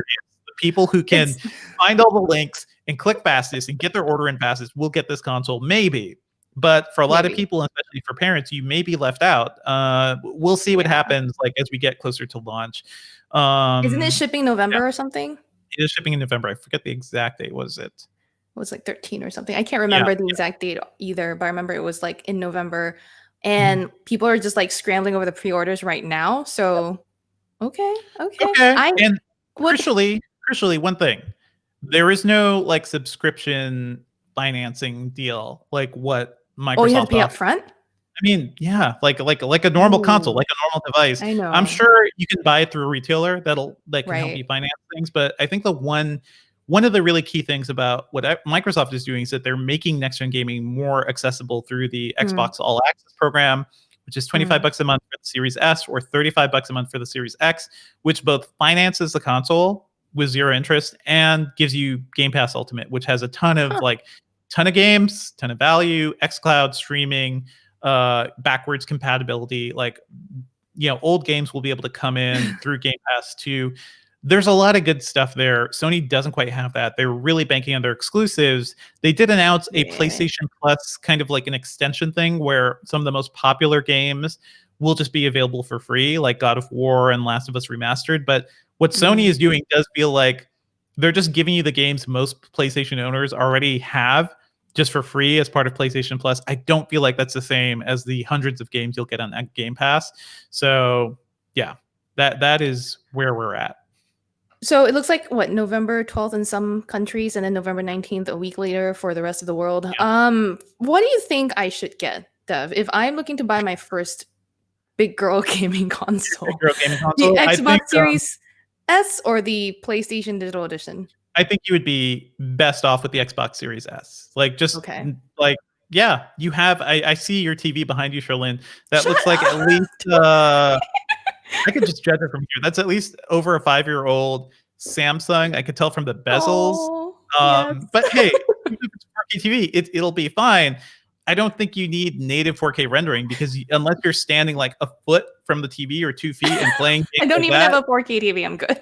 Oh, okay. So yeah, you have a Samsung Plasma from maybe 10 years ago. Don't even stop judging my poor TV. This was a secondhand freebie from my dear friend Alex Kranz. Okay.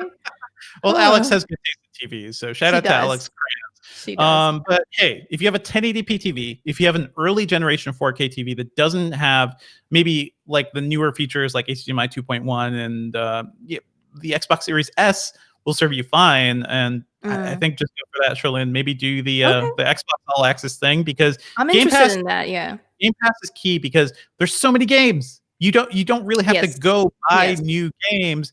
And Game Pass, you get the first party stuff, immediately too on launch day. Yeah. So no, that's definitely intriguing. We'll be Can reviewing. I tell you a funny? So saying that, I have my like feelings about who I like, but I'm reviewing both, and I'm interested in seeing where things go. But yeah, Sherlyn, what's up? No, I was gonna tell you a funny story about my first time trying to find the disc slot on a PlayStation 4 and not being able to find it. But anyway, we can. I think I will go with the Xbox Game Pass option because I would pick the PlayStation 5 digital edition, except for the downloads sound like they're gonna be a pain. So maybe they'll fix that. But also the Series S, the nice thing about it too is it's tiny. It's a tiny boy. You can fit it in anywhere. It's not going to take up too much space, and you'll still have like a huge library of games to play. Come at me in the comments, folks. Come at me on Twitter. But this is the way things are right now. I think the gamers are happy with the PlayStation pricing, but I don't know how they feel about this really horrendous pre-order situation. So we'll see what's up. But what's going on with you, Sherlyn? So this didn't go on with me, but you seem to really enjoy this. I know. I don't know how I feel about it. This is LG announced the LG Wing this week, and our one of our editors, Richard Lai, has made the funny pun "sure wing low," which good for you, well done. The Wing is LG's take on a dual screen phone, but it is kind of strange. Yeah.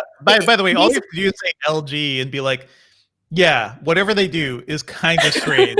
Go ahead. We need a whimsical tone thing to be like LG da, da, da, da, da, or something. Like just this is LG's thing now. It's called the LG Wing 5G. It's a so-called dual screen phone. Basically, it presents as like on first glance, you're gonna think it's a 6.8-inch screen on the front, which is a POLED. It's running 1080p. There's a 32 megapixel pop-up camera. There's a triple camera system on the back.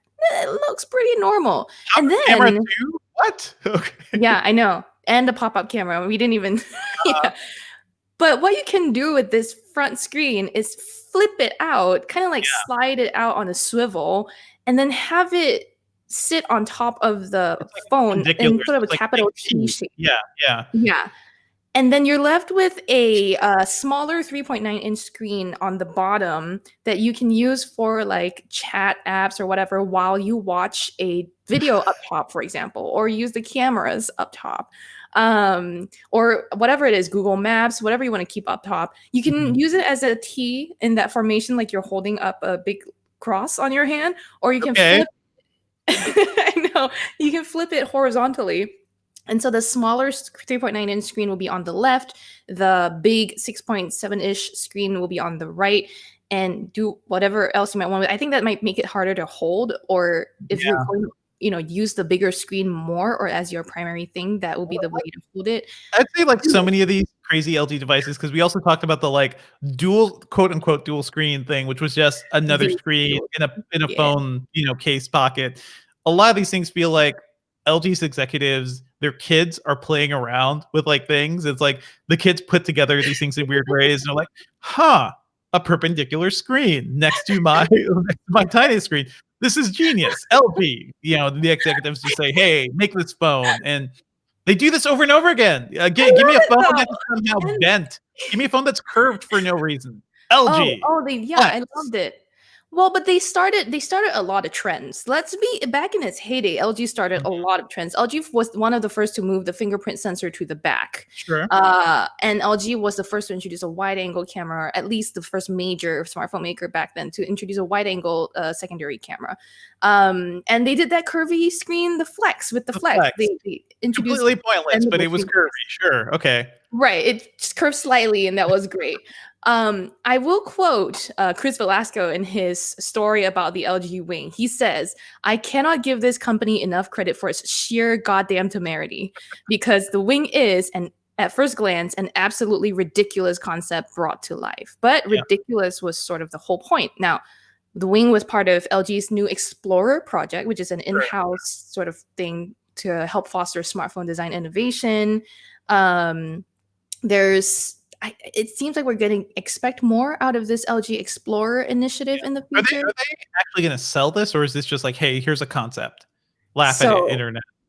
They're going to sell it.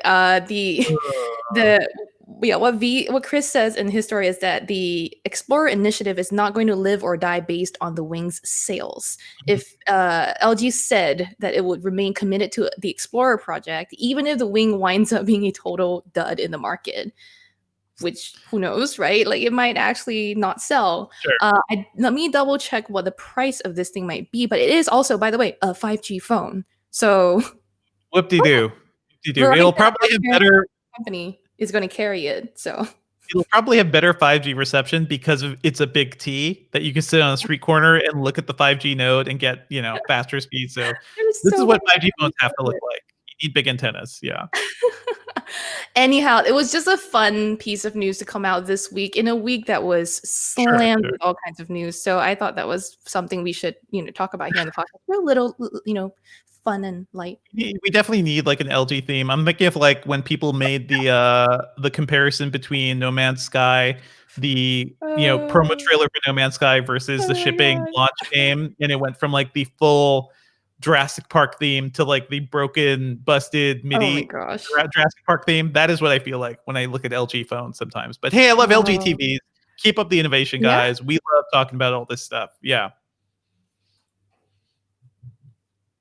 Okay, righto. I think we should go to working on and then just keep going on through to picks and everything, because we've been going a little long. We've been going for a while. Yeah.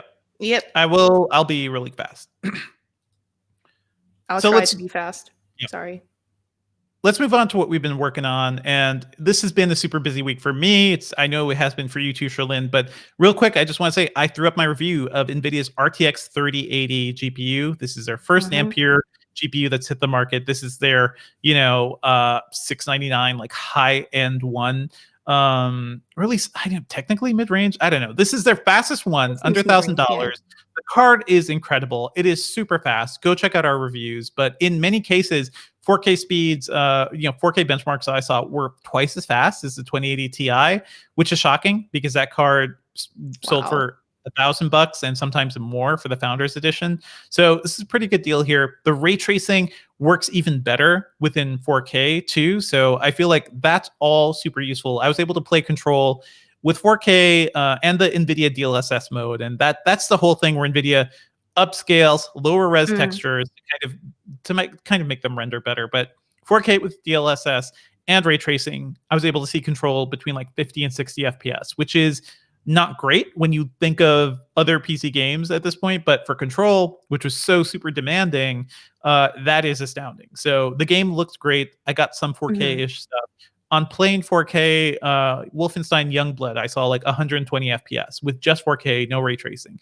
So this thing is fast. It screams. It's super good. Check out my review. I feel like the one I'm really excited for is the $499 model, the RTX 3070, which is a little more affordable, still also faster than the 2080 Ti, but I think that's going to be the one a lot of gamers opt for, at least until we hear about a 3060 that's going to be like, I don't know, $400 or $350 or something. Like that's going to be cheaper. So this thing is good. NVIDIA, I feel like, is a company that does a good job of really promoting itself and, really hyping things up. But in this case, I think they really succeeded. So check out that review, please. And I also wrote up, this is a weird thing. Intel sent me a Tiger Lake prototype reference system. So this is something built by, a decently known PC manufacturer, but it's an Intel computer, has Intel branding, and it has the fastest Tiger Lake chip. So I just wrote that up this morning, and I ran it through some benchmarks, and it's crazy fast. And actually, I think for a lot of people, like for you, Sherlyn, this is going to be all you need for PC gaming for a while. Yeah. In Overwatch, I was able to run it in 720p medium settings and see between like 50 and 70 FPS, which is insane because this is graphics hardware that's essentially going to be kind of integrated. This is something bundled together with the chip. This is the dedicated chip that's eventually going to be in desktops and in more powerful computers down the line. But it is astounding to see what Intel has brought into what's essentially an ultra portable. The machine I tested weighed 3 pounds. It was super thin. It's about comparable to like an XPS 13. So for it to have 3D speeds like this, the 3D Mark benchmark was just like through the roof. It was in some cases like I think 4 or 5 times faster than some systems we saw earlier this year. So Intel has really made some graphics leaps. I'm very excited to see what these final systems will look like. And even the processor itself, PC Mark was at least 1,000 points faster than the Ice Lake chips we saw last year. So that is noticeable speed improvements. These things will support faster RAM. The Project Evo stuff, this wasn't a Project Evo certified machine, but the Project Evo stuff is also worth getting excited for, because that means, guarantee battery life, super fast startup. Basically, I'm very excited to see what these Tiger Link systems will look like, and we're getting some in soon. So stay tuned, folks. It's going to be a good year to get a new laptop. Sherlyn, what are you up to? I am always on 2 reviews nowadays for some reason. So I'm working on 2 reviews that one of which I can't tell y'all about, but it's going to be ready for you to read very, very, very, very soon. So I would keep refreshing Engadget.com. The other thing that I'm reviewing is the Fitbit Sense. I can actually say that I'm working on it. I haven't. I'm reviewing it. I'm actually about to go run off to our video producer, who's going to put me through a very grueling fitness session to really put this through its paces. So I'm looking forward to doing that. Not really. Shout out to Brian O, who makes our New York videos look so good, but also such a talent and such a beautiful demanding fitness man. So yeah, good luck, Sherlyn. Yeah, everyone who watches our review videos who notices the very adorable dog and the very fit person in the background, that's Brian, our video producer. Now, I'm also, this week, we heard announcements from, on Sunday, Samsung announced that it's doing an another Unpacked event on the 23rd. And this is for the fans. Unpacked for every fan. And the rumor that people have been telling me on Twitter, at the very least, is that this is for the fan edition phone, right? People are all waiting on some kind of S20 FE. Okay. We don't know. I really have no idea. So we'll wait and see. And I am hopeful that some sort of K-pop collaboration is on the way. On Monday, Google really threw me off my regular work schedule by announcing or sending out its launch night invites. So this is happening September 30th. We already know that Google is going to announce the Pixel 5, probably the Pixel 4a 5G. But it also, in its invite, said come for the news about our new Chromecast and new smart speakers. So Google's hardware event now slated for September 30th. I'm very sure you can watch it with us here on Engadget, on our YouTube channel, or check out Engadget.com for all our coverage. But yeah, preparing for those things is also what I'm trying not to die from. I'm just gasping for air here. All right. Why don't we do picks and finish up, and then final Q&A, right? And then Yes. Right. So keep the conversation going in the chat, but we are going to just go straight through to picks, do the outro, and then we will come and pick up whatever was happening in the chat after that. All right? I'll let you kick it off, Sherlyn. Yep. Oh, you want me? Did you say me to cue it off? Yeah. Okay. Sure, you can kick it off. All right, so what's keeping me alive is when we're able to take some time off and relax and watch some TV. I have been watching some extremely terrible TV as usual, that Devindra is going to be very disappointed by. I'm shocked. Yeah. For the people who have been listening faithfully to this podcast, you will know that I started watching Agents of S.H.I.E.L.D. a while back. I have finally finished all of it on Netflix, which is up to the second last season, which is season 6, which was a very strange Thor Ragnarok season. But anyway, that's done. I'm done slogging through it, and it was great. Now, my real recommendations are 2 things. One, I don't know if you've heard of the Bastan trilogy.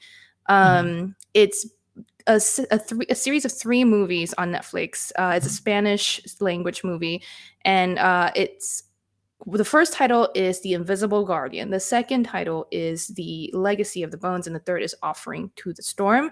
And it's basically a very interesting, almost supernatural criminal movie. It's a procedural drama where it follows this detective or chief inspector of the police force in the Basque or Bastan area of Spain as she hunts down certain serial killers. It's actually very interesting. I mean, it's not the best movie. In fact, the Rotten Tomatoes score is uneven for the entire trilogy. One movie only got 20% and one got 60-something%.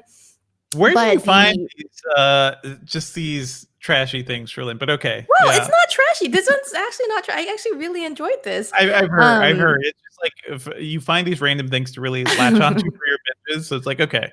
All right. Well, think because of the way Netflix targets Yeah. me, they're like, you like stuff You about like trash. Yeah. This is like some, it delves into the history of this part of Spain where there's been always a lot of rumors about witchcraft and supernatural beings. And even though the movie keeps it very vague or very ambiguous as to whether there's real supernatural stuff going on, I mean, there's actual people who believe they're practicing witchcraft, right? But there's no real like actual magic happening, which is strange because for me, I don't like a movie that doesn't have real like magic going on in it, right? Why be watching a movie if it's not supernatural? Come on. But this one kept my attention. I felt compelled to rewatch a few of them actually, so I think that that's for me a sign that it's an enjoyable one. Anyway, I knew you were going to hate this one, so I prepared one more recommendation. I'm making fun of you, but yeah. I know. I prepared one more recommendation that I am actually surprised we didn't review for Engadget. This is the Korean zombie movie called #Alive, and I watched it this past weekend. It was surprisingly modern.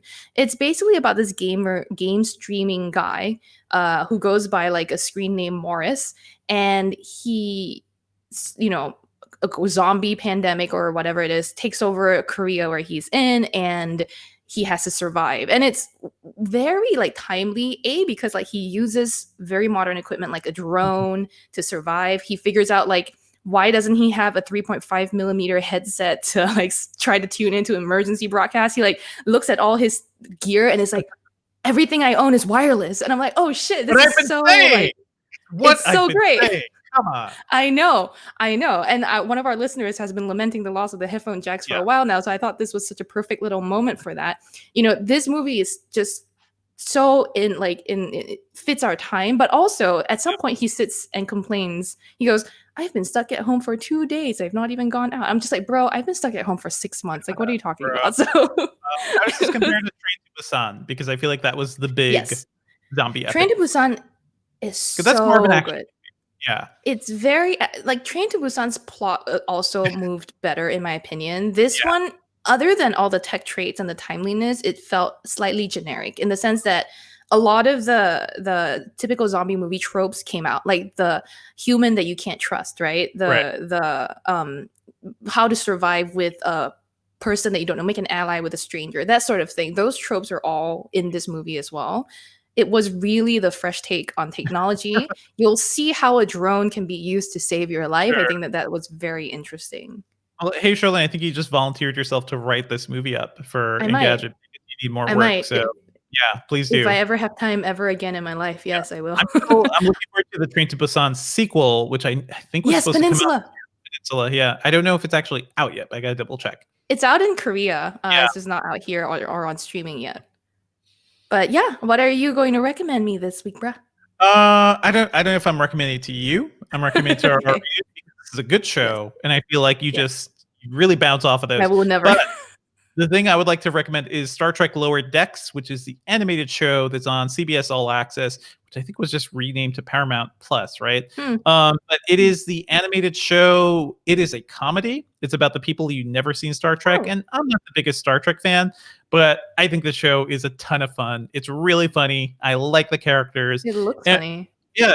What the thing is, like the big Star Trek pushes, like Picard, the series everybody was waiting for, bringing back the entire Next Generation crew. That show is awful.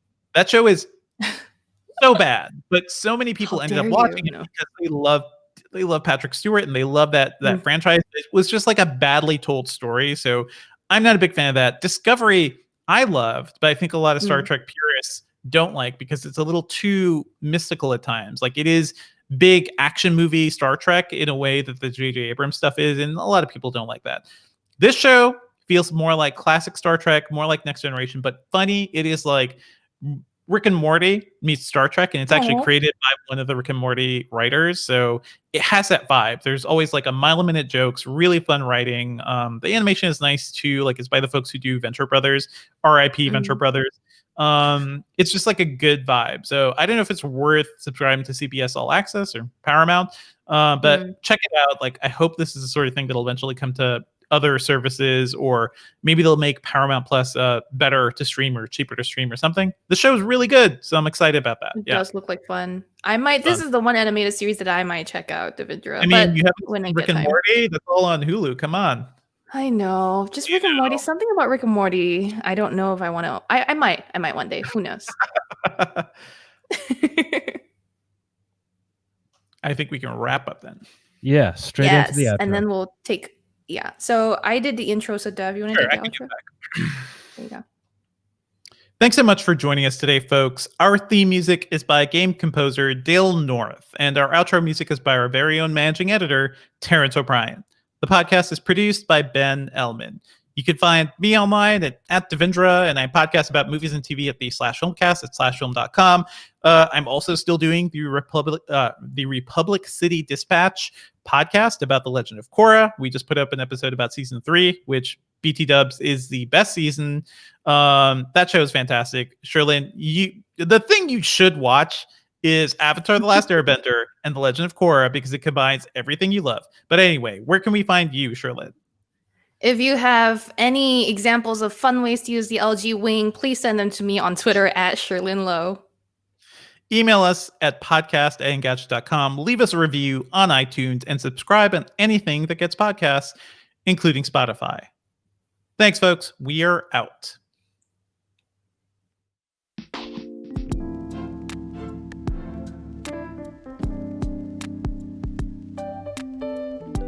Minutes talking to the live stream, folks. Yep.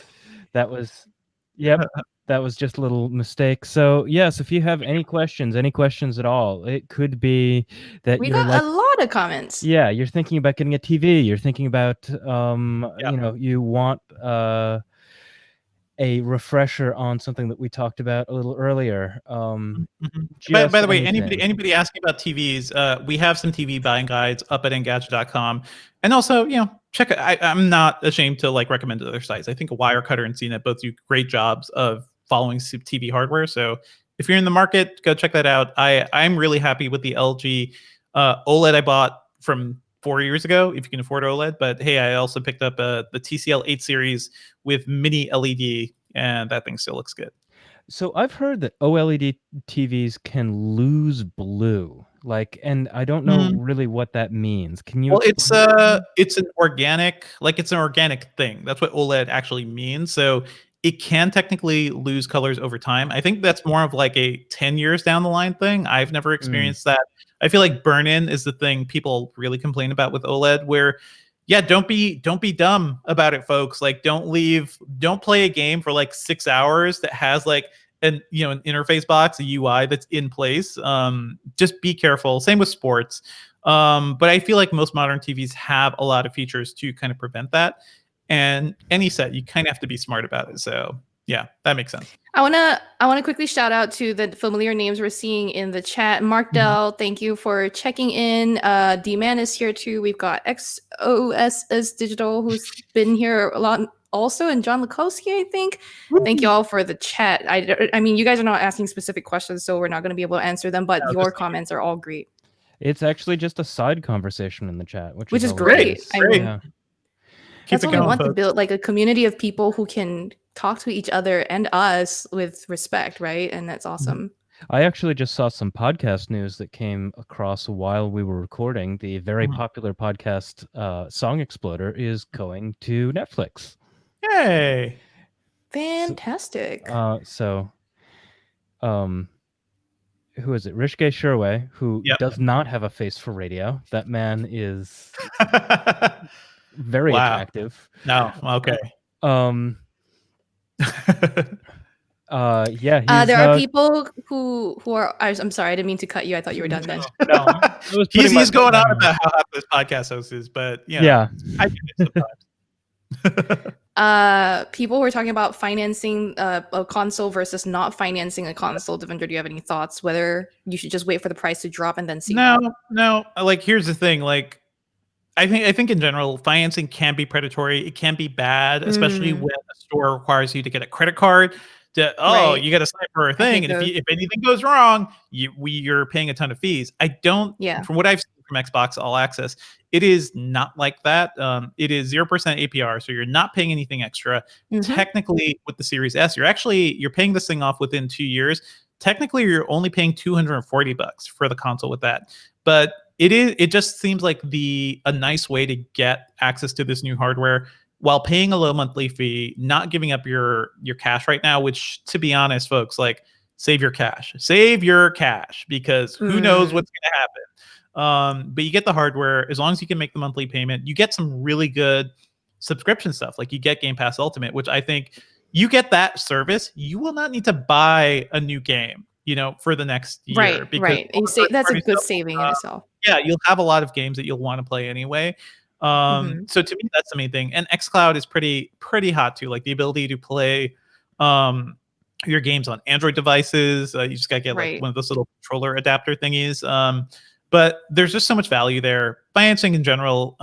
Here's the thing. Like, I just made a move from New York to Georgia, and I had to finance some things because the move completely wiped out my savings. And to get stuff for a house, get a washer and dryer, things that we actually need to live, had to finance a little bit. And I've gotten really good about like looking up good terms and everything. And the Xbox All Access stuff seems good.